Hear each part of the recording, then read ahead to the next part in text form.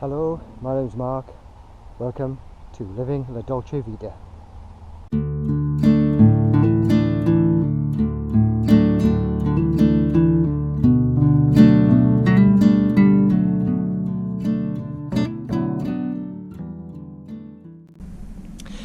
Hello everybody and welcome back to my channel, Living La Dolce Vita, and this episode is part 3 of the modified hay box. So I'm going to show you some film shortly and of the unboxing or dismantling of what I've done earlier. Now I won't lie to you, it was quite tricky to get it apart. I thought it might be, but I was hoping that it would be a little bit easier, but anyway, I'll explain shortly. Before I show you the film of me taking this apart, I'll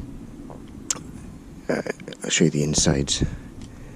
So I don't know if you can remember from the previous one, I had 3 screws in here to set the level of the pot. I've now removed them because, well, I don't need them, and of course I can reuse those. Anyway, I'm not quite sure why this looks different from this in a sense of colour, and looks like it's been separated, but yeah, not quite sure what's went on there. A little bit of a tear out in there, unfortunately, but I'll see if I'll just see if that won't make any difference. And anyway, so I'm digressing now, and this is the top, of course, and you'll see me fiddling around shortly with, trying to get the lid out. Anyway, the problem I had, the lid on the main box was fitted too tight, really, and of course I couldn't get the knife in between the lid and the base to cut through material, so I had to run the saw around as well. Unfortunately, it took a slight sliver off. Well, I say sliver, I mean, just cleaned it out a bit. But and then of course getting the actual pot out was quite tricky. Now it was aided a little bit because I didn't really realise the pot is slightly tapered. That's the word I think I'm looking for, tapered. So once I got a bit of leverage underneath, I was a bit afraid that I'd break the pot. But once I got a bit of leverage out underneath it, it came out then. I mean, I had to slightly clean around this edge because it had gripped around the edge there. But it came out and it's a snug fit. Now the only issue is, I think, coming down the line is how to get the pot out when it's full of material, because it's such a snug fit that it causes a vacuum. So what I may have to do is put some tape, some sort of thin tape, loose tape around here underneath, so I got something to grab hold of to pull it up. It's the only thing I can think of, so that should work, hopefully. Other than that, yeah, so it's out and it's looking pretty good. The proof will be in the pudding. It will be in the eating, as they say. And again, the lid, quite a snug fit. I may have to again do something with that. I'm not quite sure yet. I may just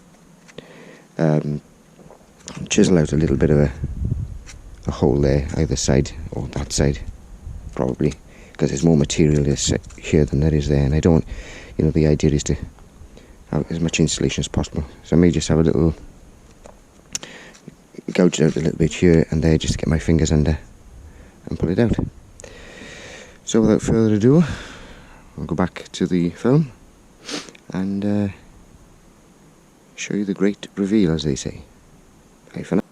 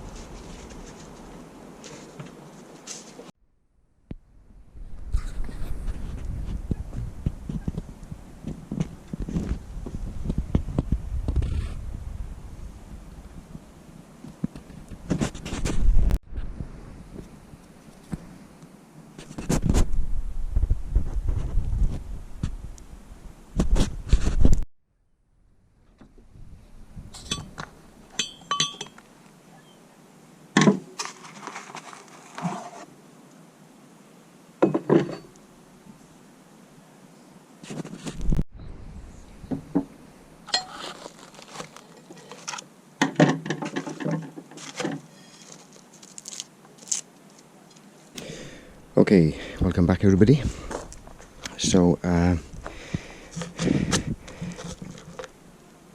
some thoughts, final thoughts, before I test it by doing a castle shortly. Some thoughts on what I might do different, how to improve it, etc. So the first thing, well, first of all, I mean, it looks a bit scruffy, but, you know, it'll do the job, I'm sure, as a box, etc. So, I mean, yeah, you could paint it, tart it up, make it look nicer, or use nicer materials, etc. Although it's fairly light, it may be might be best to put some handles on either side of the box to aid carrying. So that might help.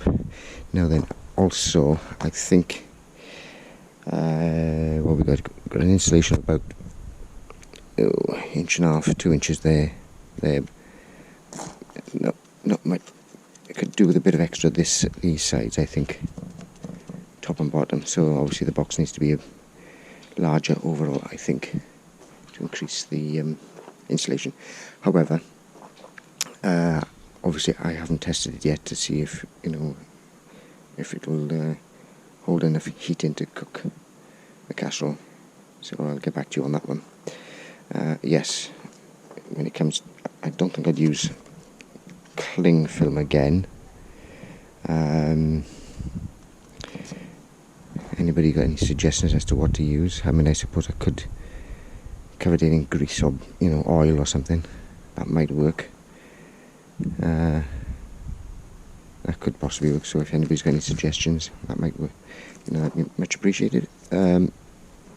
Again, perhaps leaving the gap, say the thickness of a credit card, because you don't want the gap very big, because otherwise all the material would start oozing out to the sides. So credit card's width of gap between the top, the lid and the base would probably be enough. What else can I say? That's about it, I think. I mean, if anybody else has any suggestions or comments, please feel free. And right, so now the next thing is to make a stew and see if it works. Bye for now.